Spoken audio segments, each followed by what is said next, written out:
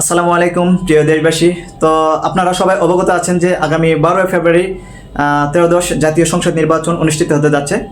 তো এই নির্বাচনে আপনারা যে সুযোগটি করে দিয়েছে সেটা হচ্ছে 2024 সালের গণঅভ্যুত্থান বৈষম্য বিরোধী ছাত্র আন্দোলনের মাধ্যমে এই সুযোগটি আপনারা পেয়েছেন। তাই এই সুযোগটা আপনারা গাফিলতি বা আপনাদেরকে নিজেদেরকে বিক্রি করে এই সুযোগটি কখন হাতছাড়া করবেন না।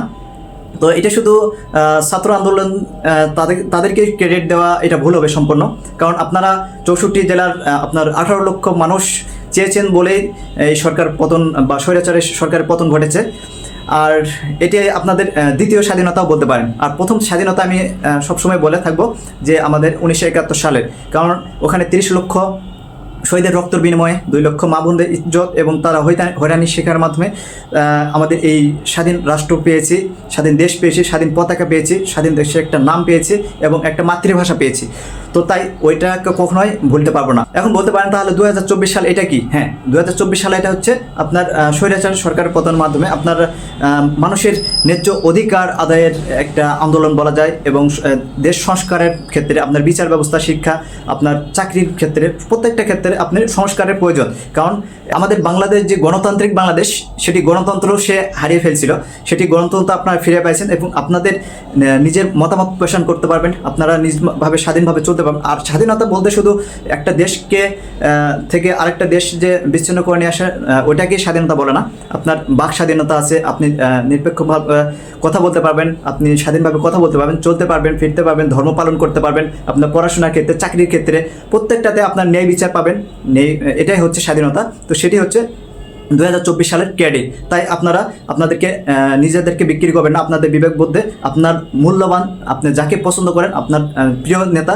আমি বলবো না যে আপনি অমুক প্রতীককে দেন, অমুক প্রতীককে দেন, আর আপনার কখনোই চাইবেন না আপনার প্রতীক দিকে ভোট দেওয়ার চেষ্টা করবেন না, আপনারা ব্যক্তি দেখে দেবেন। প্রত্যেকটা প্রত্যেকটা প্রতীকে, প্রত্যেকটা ইয়েতেই আপনার দলে কিন্তু ভালো লোক আছে, খারাপ লোক আছে। তাই আমি বলবো না যে নির্দিষ্ট আপনি ধানাশিসকে দেন বা দাঁড়িপাল্লাকে দেন বা আপনার নাঙ্গলকে দেন বা আপনার হচ্ছে ট্রাকে দেন, এরকম আমি বলবো না।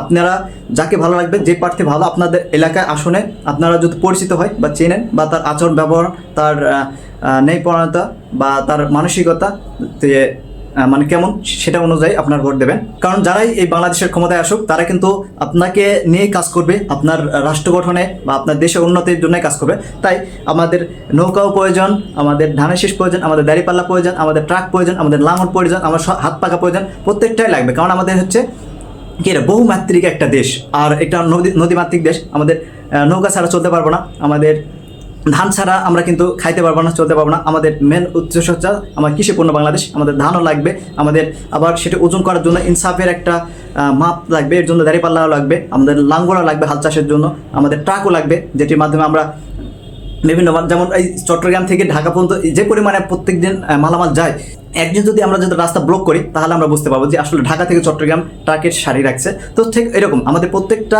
দলই রাখবে এবং প্রত্যেকটা আমাদের ভালো একটা ইনসাফে একটা রাষ্ট্র করুক, এরকম আমরা চাই।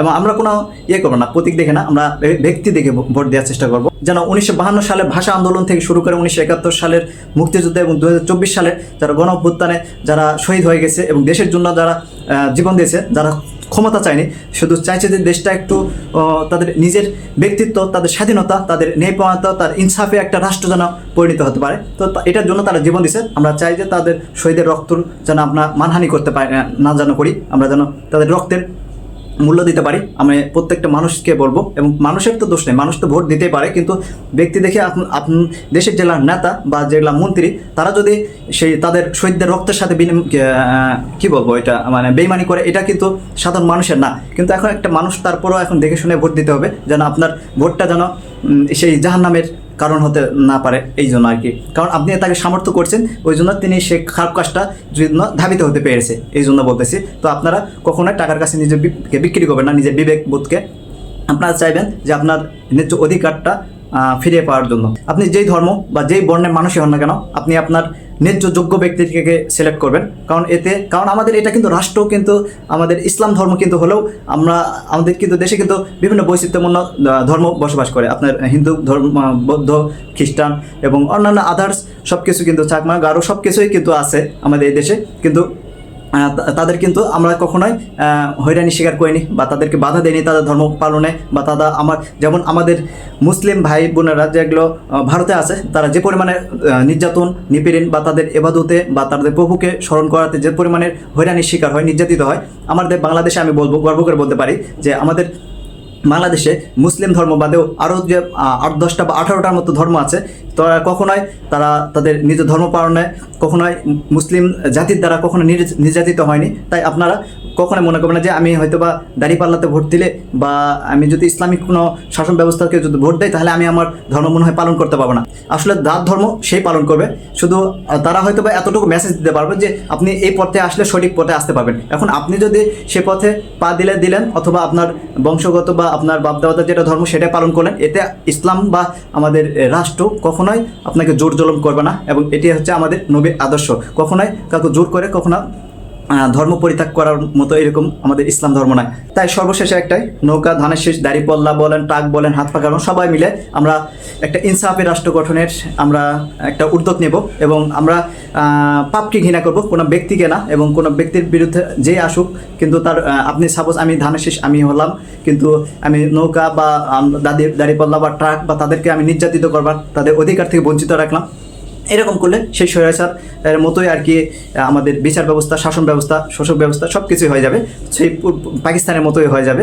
তো তাই আমরা চাইবো যে আমরা যেই করি না কেন, আমরা আমাদের যদি পাপকে যেটা যদি ছোট হয়, যদি ক্ষমা করার মতো হয় তাহলে অবশ্যই ক্ষমা করব। আর যদি সেটি বিচারের ব্যবস্থা বা আইনের আওতায় যদি আনা হয় তাহলে সেটি আইনভাবেই করবো। আমরা পার্সোনালভাবে কোনো নেতা সামুন্ডা এগুলা, চেলা সামুন্ডা এগুলোতে আমরা রিয়েকশন নেব না এবং দেশকে বিশৃঙ্খল বা সন্ত্রাস যুক্ত করার চেষ্টা করবো না। আমরা ইনসাফের বাংলাদেশ প্রতিষ্ঠা করার শপথ করব। আসসালামু আলাইকুম। জয় বাংলা, জয় বাংলাদেশ। ইনকিলাব জিন্দাবাদ।